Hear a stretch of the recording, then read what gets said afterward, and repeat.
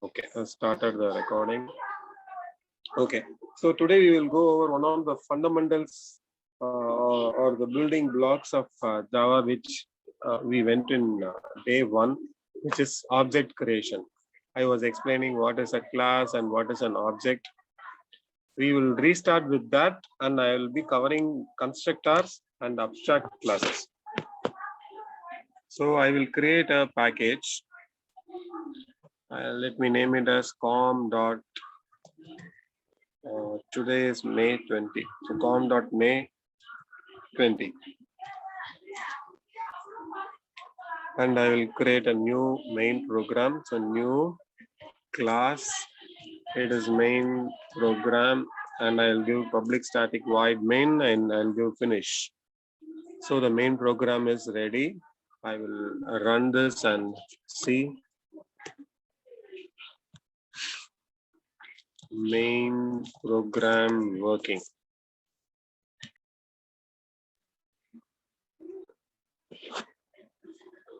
Okay, so the main program is working. Let me run this program. Run as Java application. Main program is working. Now I will create one class as student. So student is a class. I don't have anything inside it.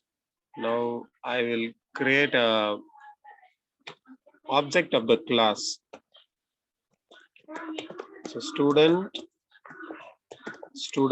obj equal to new student. So this was the first thing we studied in day one, and this is how we create an object. So that time I said that there are two ways, actually three ways if we go into Spring Boot. So the first way is left side, if you see, it is a class object equal to new class. This is one format.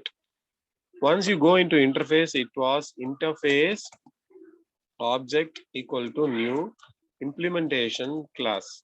Once you went to Spring, it was interface object. That's all. So these are the three different ways in which we create an object. The highest being this one. This is the correct one if you are in Spring.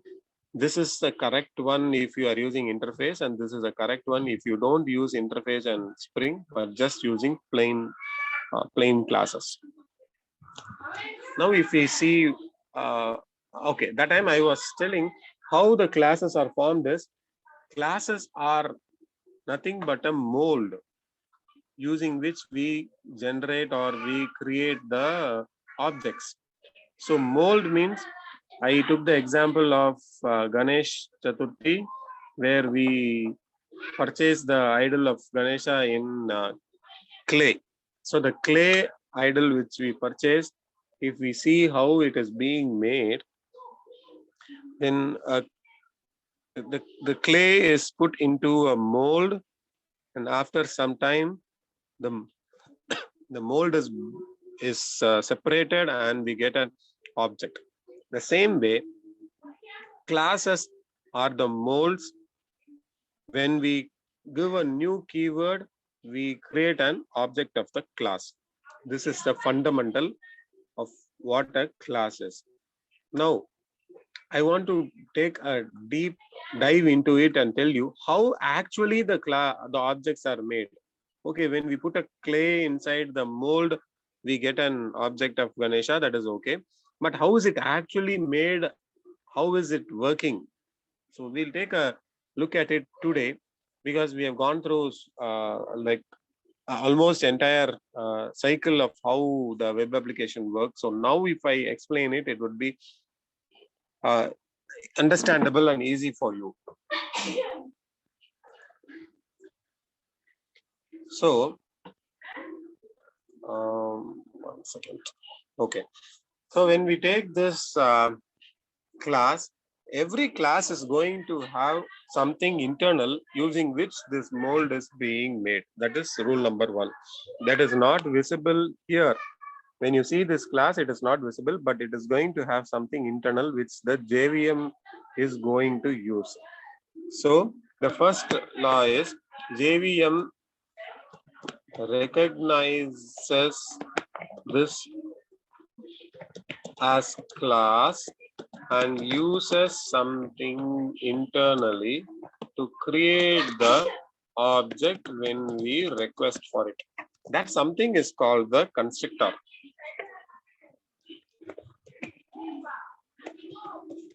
So when we call student object equal to new of student, this is a constructor.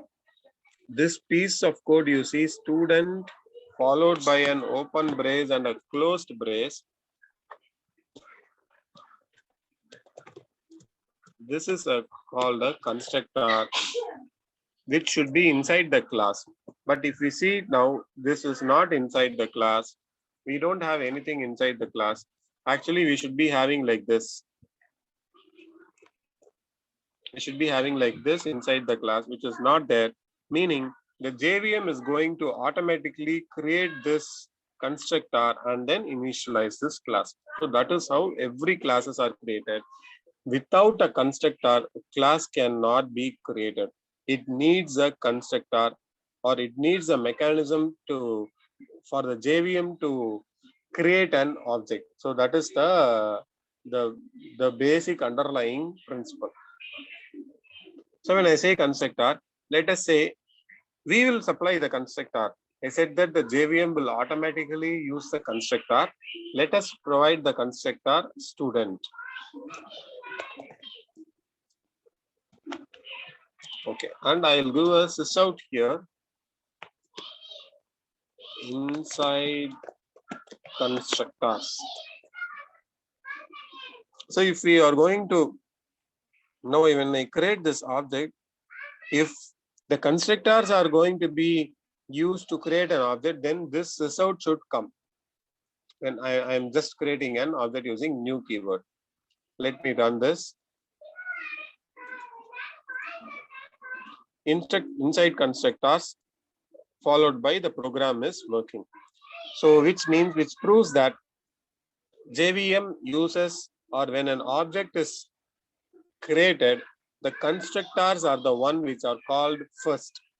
So constructor, by the name itself, it says it is used to construct the object of a class.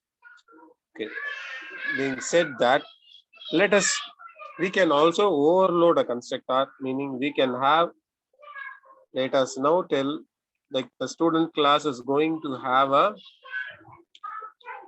name, student name, which is of type string, and student roll number, which is of type int. So we'll have two attributes. And I said in the access modifier section that these are private, so that these variables are kept away from the supporting classes. So these are kept away from the supporting classes. The extending classes. Now, how do we use it? We saw that in a Pojo, we used to go to source and generate getters and setters. Generate getters and setters. We select these two and we do OK. We get a public methods get and set, using which we can access these values. Now this is OK. So still the program is running good.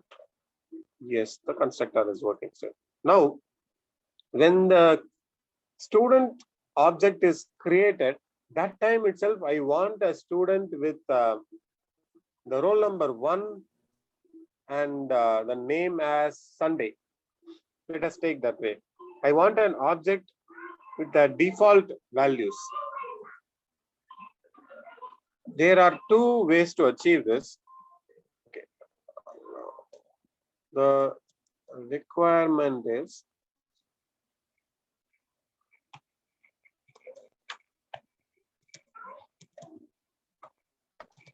I need a default object with roll number as 1 and name as Sunday. If I want something like this, the normal way which we know is I create using new student and I use student obj dot set roll number as 1 and student obj dot set name as Sunday. So if I'm going to create like this, this object is also having a roll number as 1 and name as Sunday. But instead of this, I want to create an, when this is getting created, that time itself, I want a default object with roll number 1 and name as Sunday. If that is the case, I will be overriding this constructor with one more constructor. I'll be taking two input arguments, int roll default. Let's say default roll number, comma string default name. And when this constructor is formed inside default constructor, no, this is customized constructor. Inside customized constructor, this is the default constructor.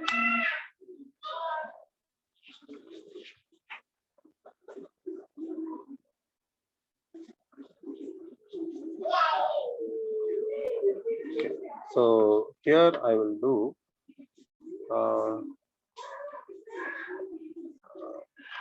this dot name equal to default name. This dot roll number equal to default roll number.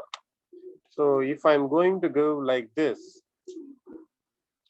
and when I create an object, I can pass default as 1, comma Sunday. This is allowed now. And when I get this object, this would already be a student of roll number 1 and name as Sunday. How do we find that? I can print the, okay, here I have the sysout, right? I can print the roll number and the name. That is one way. Student obj dot get name plus student obj dot get roll number. This is one way. The other way is to override the toString method. Okay, here it is Sunday and 1. So the object which we call by default itself is an object of the roll number 1 and name is Sunday. The other way of printing this is, instead of doing like this, I will copy and I will show the other way as well. I can just print this object and it should automatically print. If I print now, it will not print the values, but it will, the second will be just a junk data, the class object. So I have to go here. I have to override source. So override implement and implement method toString method. So I have to toString, and instead of return super dot toString, I have to go return name is name, roll number is roll number. So I can do like this. Now if I go and print the object, automatically the values inside the object will be printed. Here we go. It is printing, working, name and roll number. If I want to print in next line, I'll go /n, and here also I'll give a new line, which is going to take into a new line. Here we go. That is great. Okay, what is it? Sunday / okay, I gave a double slash by mistake. It should, there's one slash. The /n will not be printed in the output, but instead a new line will be generated. Here we go. It is working great. So There are two ways to create a constructor. There are two ways to create an object. One is using the default constructor. Other is through an argument where we pass the argument, and using that the object will be created. These are the two different ways. Now, one interesting thing is we have this the two constructors here. Let me take it and put it on the top. Okay, for us. Okay. Now this is a default constructor, and this is a constructor which we created, a customized constructor. If you notice something here, inside main program, inside customize. Okay. If I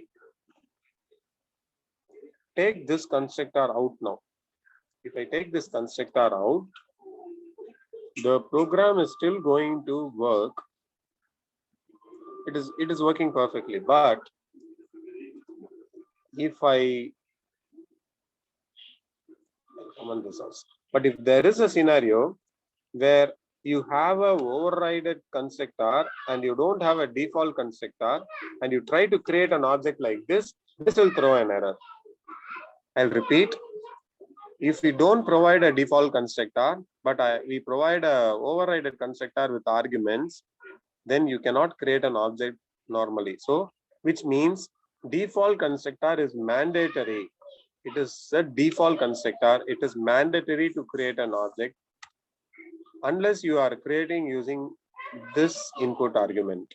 If you're not creating using input argument, then this default constructor should be there. If it is too confusing for me, let me tell it in simple way. Always keep a default constructor if you're going to override a constructor. If you're going to write a method like this, then if you're going to write a method like this, don't forget to add a empty constructor like this without any body. That is the gist of the story. Okay, with this, we will move on with the abstract classes. The next concept is, so we saw what is the constructor, how the constructor is used to create an object. We saw default constructor, customized constructor. How do we create objects using both default and the customized constructor? So all these we went through with an examples. Next is abstract class. So we studied something called as interface. So interfaces are the contracts between the programmer and the vendor, which means, let's say we are a vendor and we are providing a program to the developers, then it is a contract which we tell to the developers to adhere to so that it is standard across. One perfect example would be when the Microsoft MS SQL or MySQL or Teradata or Oracle databases, when they are going to provide their jars to the vendors or even any Java developer, then they are going to provide a list interface with the method names, so that we have to use only that method name, and it would be standard. It would be standardized so that everyone are using the same method name. One example was we saw here that during creation of connection, this was an interface. If you see here, we all had to talk with this interface, and whoever is going to create an implementation of this connection interface cannot change the method name. It is going to be static. So that is an interface. So the purpose of interfaces, it provides 100% adherence to the contract. The contract is enforced strictly. No one can even break the contract. They have to follow it 100%. But sometimes that might be a situation or a need where we don't want a 100% tight contract. We want something between 0 to 100, where we'll provide few methods and also we'll provide some contract. If they want, they can use it. Otherwise, they can still go ahead and do something else. That cases, abstract classes comes into use. So the name abstract itself says that it is abstract. It doesn't have any specific concrete methods or a concrete functions. It is abstract. You cannot do anything with the abstract class. You cannot even create an object of an abstract class. Let me go Let me create a class called as okay,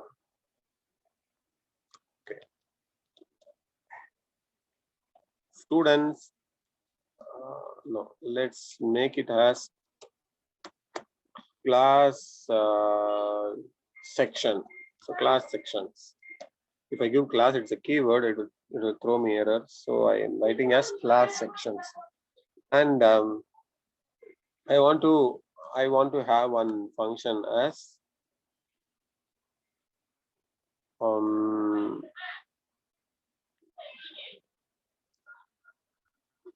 public allocated students. So if I have like this, and it's not going to return any method. Okay. As soon as I give a method like this with semicolon, immediately the compiler is telling change the allocated students to an abstract, which means you are not defining the body, so make it abstract so that anyone can use it if needed. And what is this telling? Since you have an abstract method, you have to make the class as abstract.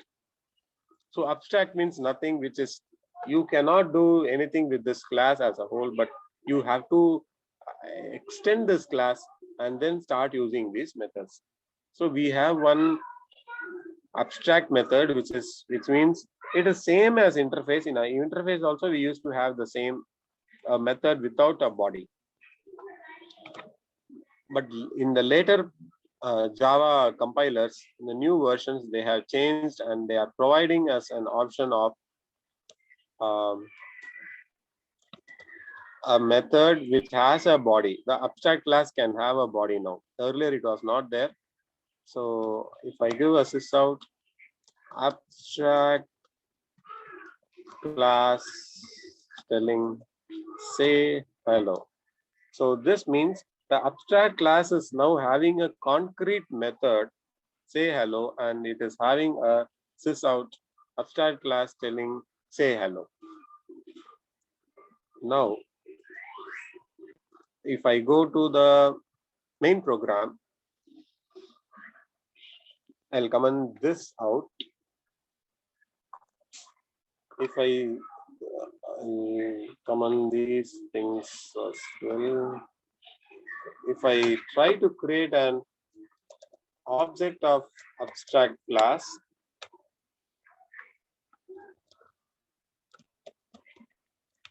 equal to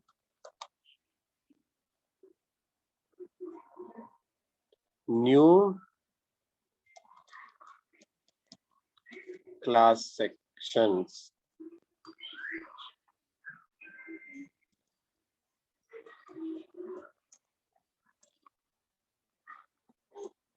We'll make it bigger so it is visible well.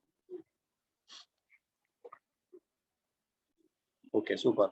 So I try to create an object and immediately it is telling cannot be resolved to a type because abstract classes we cannot create an object. So to create but I have a method say hello.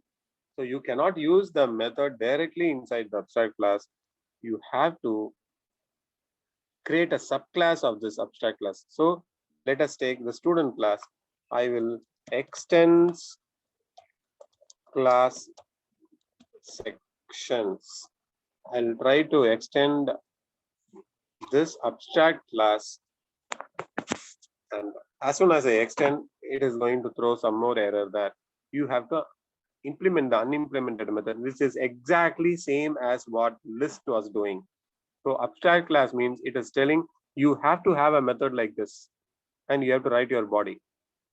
So we have to write a method like that. There is a override and we are writing this method. It is up to us to either give a concrete body or not. If I decide not to give, let us say I don't want to do this, I have to then once again as abstract. If I give abstract, the error is gone. It will leave me because Abstract means, again, this is not a complete class. Okay, you are free to use it now. Don't implement. But if you are not abstract class, you have to implement this method. So I am forced to implement this method. Let me implement it. And let me give a sys out inside the abstract method.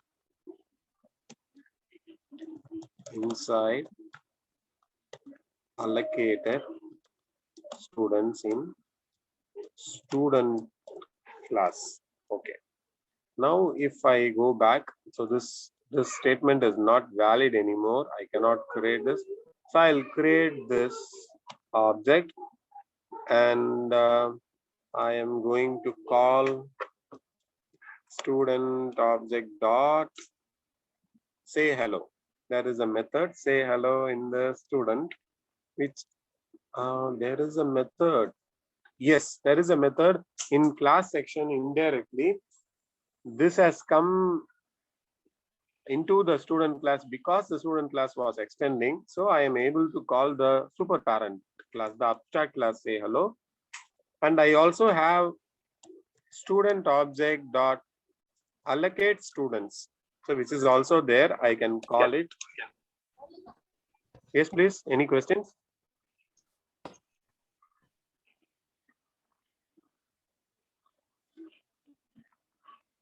Hello. Did someone have a question? No, Rajesh. Okay.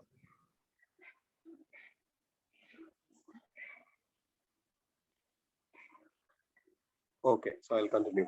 So when I run this when I run this main program, you see here inside customized constructor. Okay, that we saw, like it is going inside the constructor. Abstract class telling say hello. So when we call say hello, we are calling student object. We are not calling the abstract class, but it is, since it is overridden method, it is calling the abstract class telling say hello. Next, inside allocated student in the student class, which is regular behavior, expected behavior. So it is calling the inside allocated students in the student class, but this method was not a concrete method here. And we have overridden the method and we have written this. But this is a new behavior in Java. It is there like past 3-4 releases. A concrete method inside an abstract class. Okay, next is one. Okay, I wanted to show something interesting. Let me see if I noted it down. Okay, just a theory on Zoom. How do I zoom? Zoom 200%. Okay.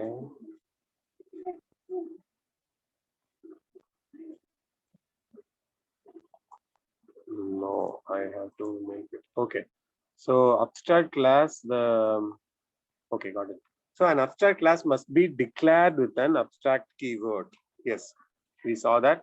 An abstract class must have this abstract keyword in the class level and also at the method which we are not declaring, which we are not having a concrete body. That has to be abstract. If the method is having a concrete body, by concrete body I mean a specific statement inside that method, it need not be abstract. So it can have an abstract and non-abstract methods. Yes, we saw we have an abstract method and we have a non-abstract methods. It cannot be instantiated. Yes, we saw that when I gave this line, previous line, I was not able to instantiate an abstract class. It can have constructors and static methods also. Yes, that is one. And static methods. Yes, abstract class can have a static method. That brings us to a question: what is static? From day one in all the programs we are reading, public static void main. So what is a static? We'll see today. So public static void, and say hello one. So I can have something like this. Inside hello. So what is a static? Okay, if I have this here, it would be available in the student also. Let me student dot say hello one. You should get an inside hello. Yes, you can see the magic here. Without creating an object, I am calling a method. First time we have seen in these sessions that I don't create any method using new keyword. Even if I delete these things, this has no connection with this line. I just call student.say hello and I am able to run that line. That is because of the static keyword. So what is a static?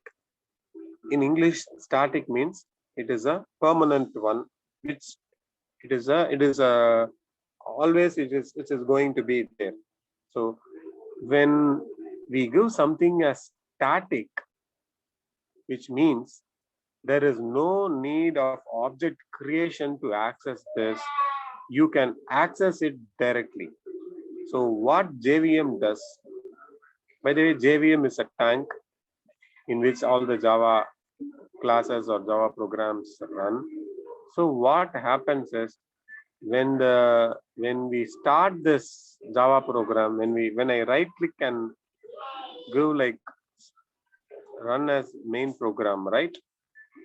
When I right click this program and I give as run as Java program, what happens?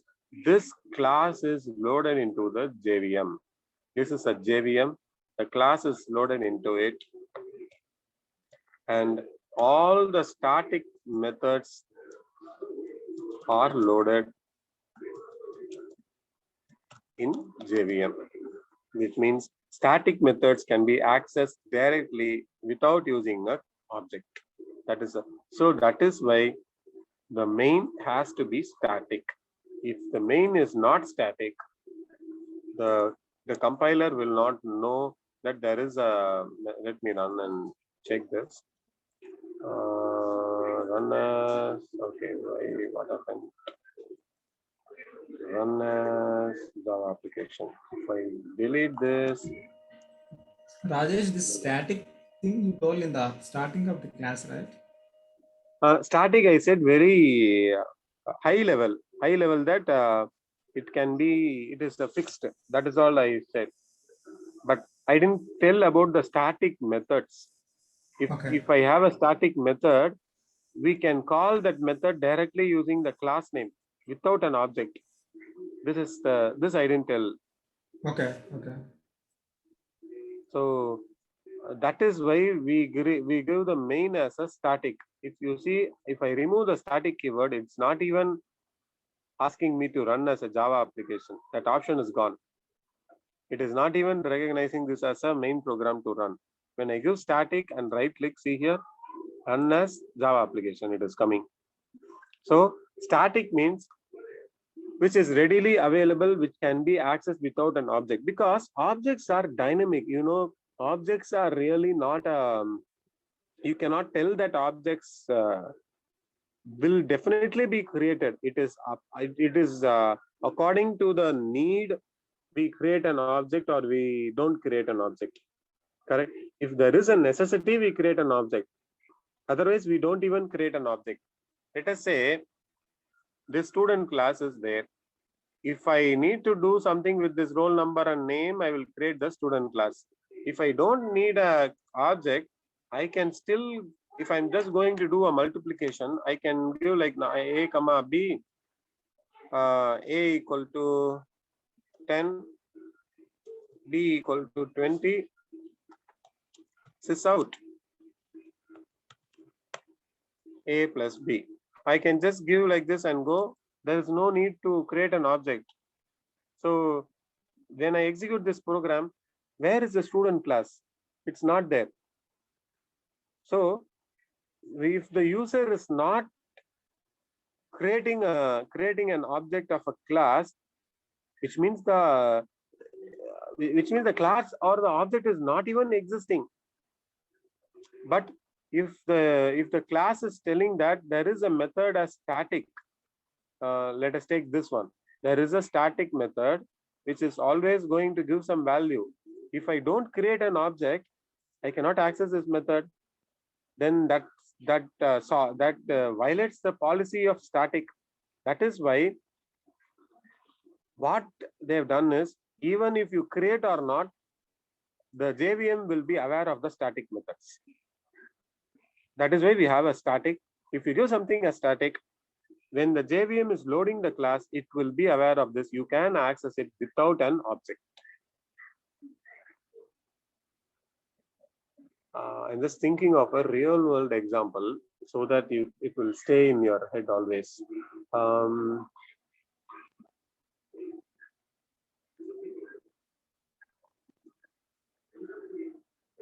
Doesn't come immediately because this is something rare which I give.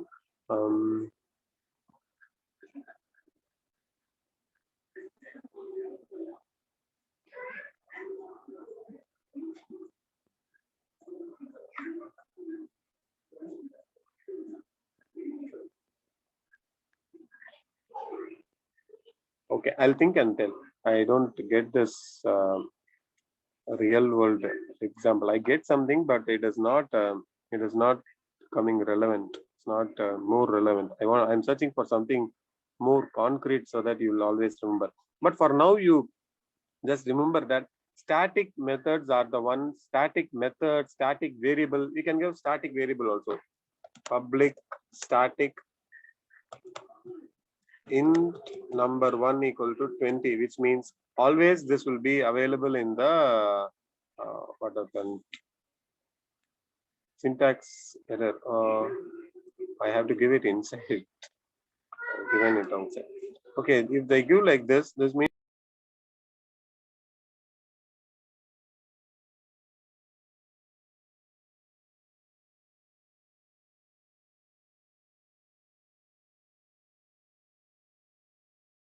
to ask you what is the height of the Ganesha. Can you tell or not?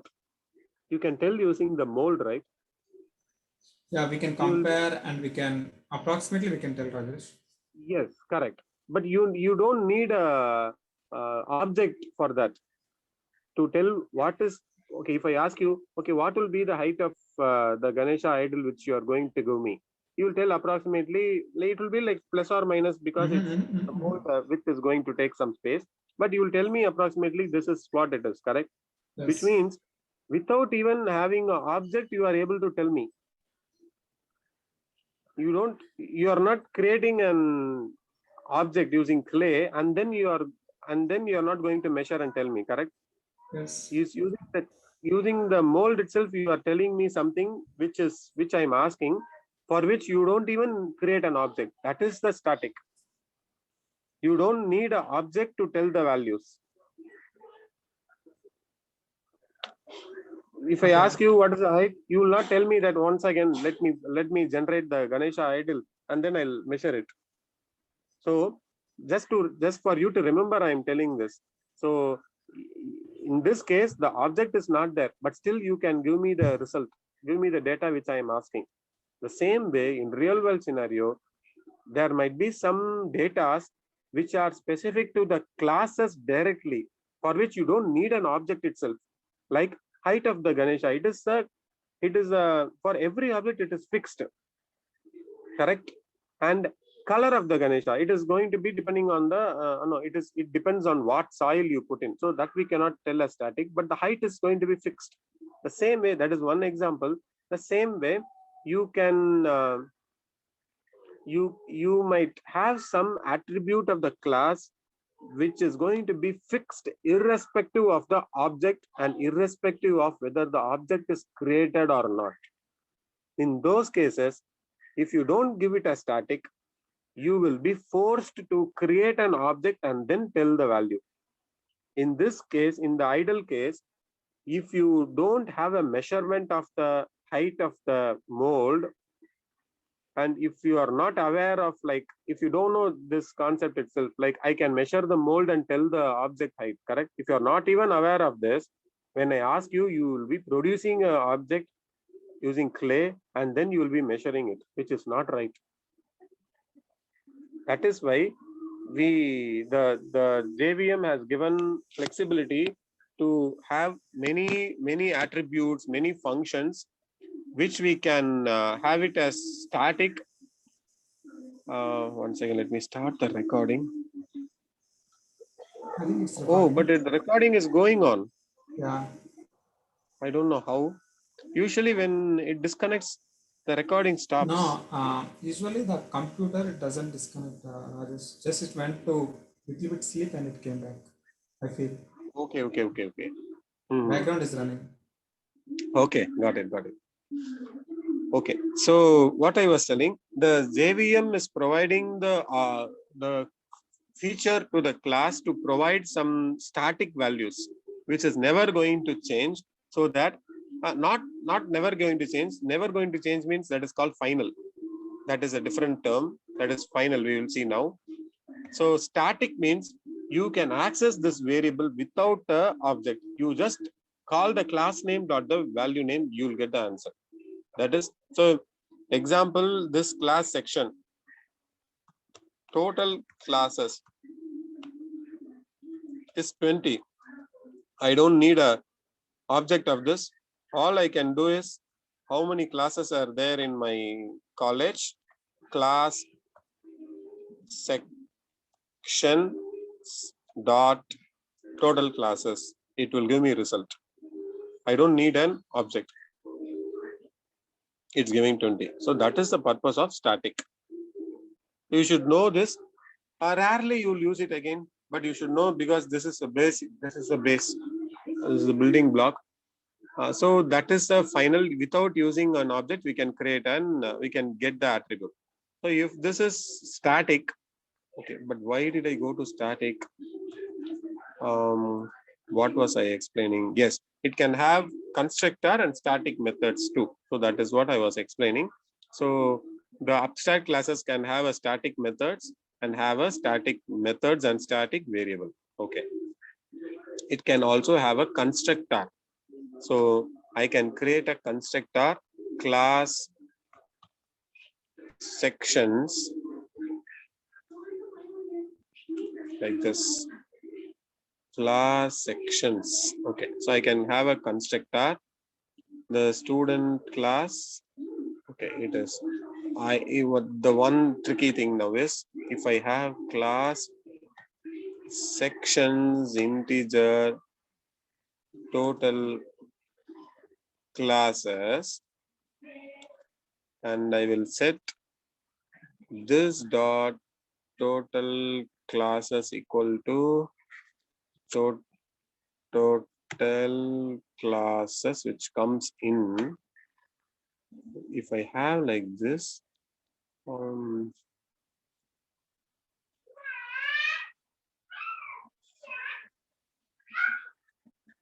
actually that's in different language. Okay, let's leave this. Then the last one is, it can have final method which will force the subclass not to change. Yes, this is very important behavior. Let us say this is I'll delete these constructors for now. Okay, and I will Control Shift F format, Control Shift F format, and Control Shift F format. Okay, you can find all these shortcuts here.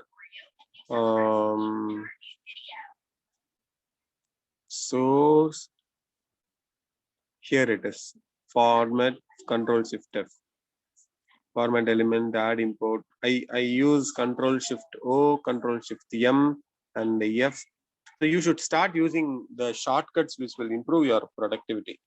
Okay, coming back to the last statement, which said that we can have a final in the abstract classes, meaning, let us say I have written this say hello one.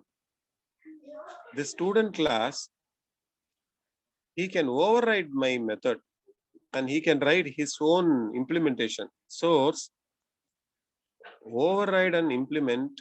This guy, I think he has already overridden say hello one. No. So say hello. Say hello. Okay, I have given a static, so I cannot override it. Let's take this example. I have a say hello, abstract class telling say hello. The class who is implementing me or extending me implementation interface who is extending me, he can override and he can write his own method. Like student telling hello.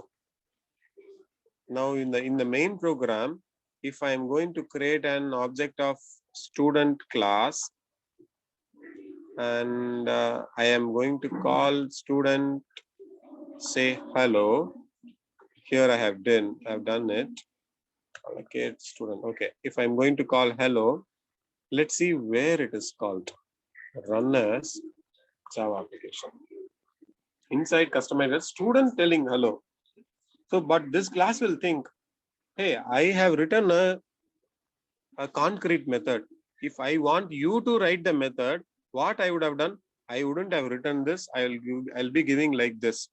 But if I have written something, which means you have to use mine only. You should not override this. In this case, we just have to give it as final, means don't touch this method. Never override this method. If you try to override, the compiler will throw error. That is a final method. He has written it. If you want, you write some other method on your own. Don't change his method.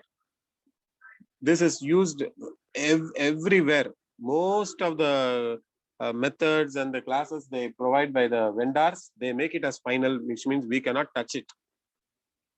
We cannot change the implementation or the concrete body. So this is one nice feature. And then, yeah, that is it. So abstract methods, it can have, so abstract classes can have an abstract methods, non-abstract methods, can have static methods, the final methods, static variables, and overriding the method. So we saw that overriding of the method is not allowed if this is not given as final. Let us say this is not given as final or static, then this guy, he can override that method and write his own implementation of it. So if he is going to call the super, then he will be calling this class, the constructor and the method in this class.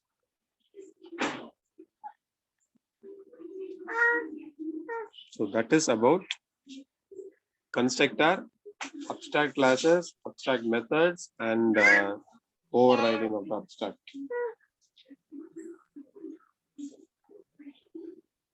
Rajesh, these things are discussing almost ending. Is there any particular reason? Because we didn't discuss at the starting, right? No, the reason is by this time you have got like ideas about what is a container, how it works, all these things you are aware of implementations.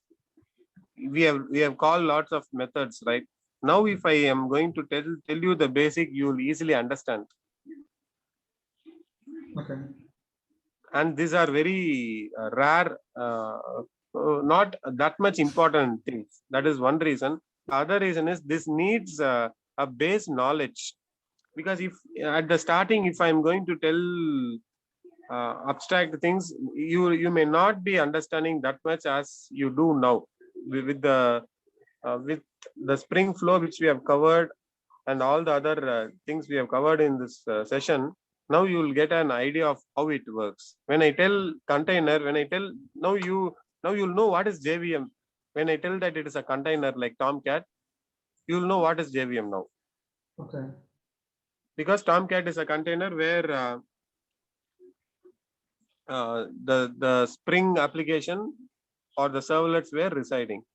The same way, JVM is a container where the Java, these things are residing. The only thing is, it is just there's no specific reason as a whole, but usually I take few things at the end because I don't want to spend the starting time in like minor topics where I want to like finish off the core, and then when we go to the small, less important topic, you will easily understand by yourself. That is why I do usually. Okay. Okay, then we have methods overriding. So method overriding. Method overriding is the same method with different arguments. That's all. So let us say I am having a method public void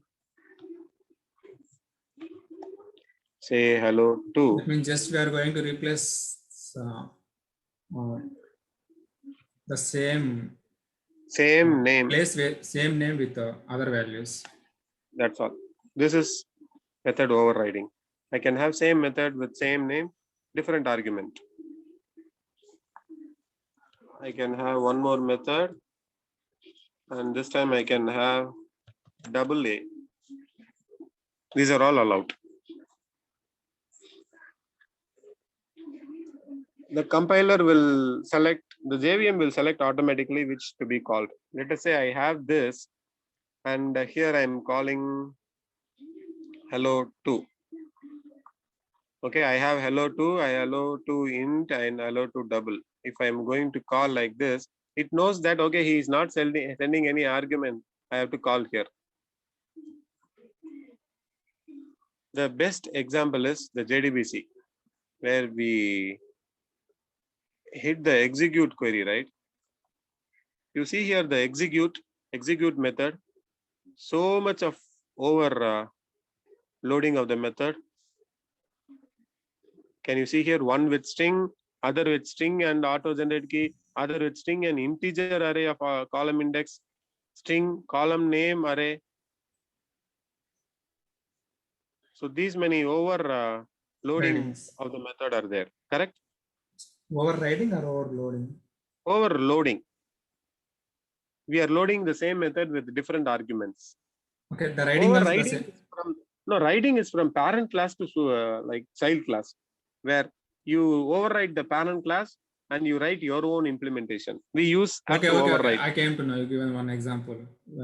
Yes. That team guy, and if we just were going correct, to correct. override. Okay. Correct. Just overloading. So these are all overloading. See, one is with just string, but when I am calling this, okay, in this case it was, we had only one method. Let us take this. Okay, so we have these many prepared statement methods as overloading. When I am calling a method like this, I am calling only one string. It that knows means that Rajesh, the same method with the different argument. The arguments is getting changed, right? Correct. There will be different methods with the same name. Okay. The same method name is used. They can use different method name also, but just to make it more meaningful, it's all same functionality features. So they have the same name, same method name, but different arguments. That means type. every time the place where it is getting stored keep on overloading. That means in the queue, one by one is going to store, or just the one which is before is going to replace with the other one? No. Everything will be there on its own. The compiler will know which one to be called. In this case, what I am passing, just one string, prepared statement of select user query dot to string, which is only one string. Now, the JVM has an option of choosing 1, 2, 3, 4, 5, 6.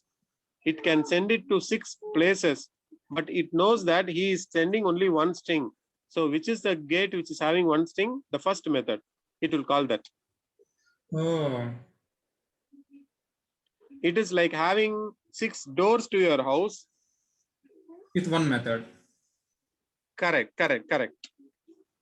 Okay. That means depends on the arguments what we are giving, it's going to take that method.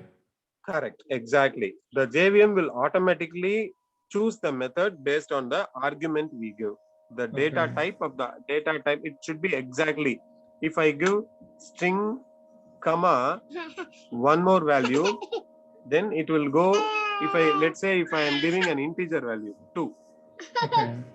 In this case, it will go into the second method. It won't go into the first method. Okay. Here it will go. If the method is not going to present, we are going to get the error. Yes, correct. If the method is not there in the class, it will be thrown as error. Okay.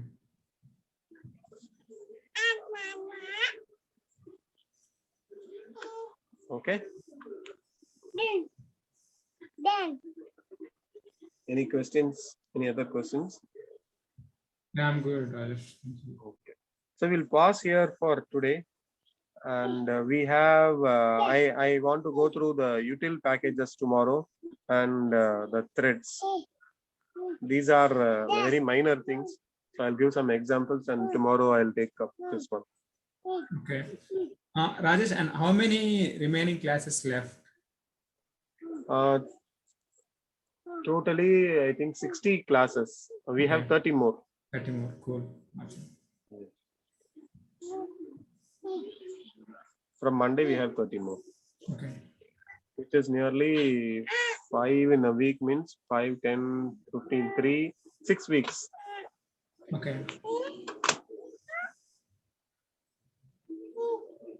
Okay. All right, Rajesh. Thank you. Yeah, so we'll pause today. We'll meet again tomorrow same time. Okay, thank you guys. Bye.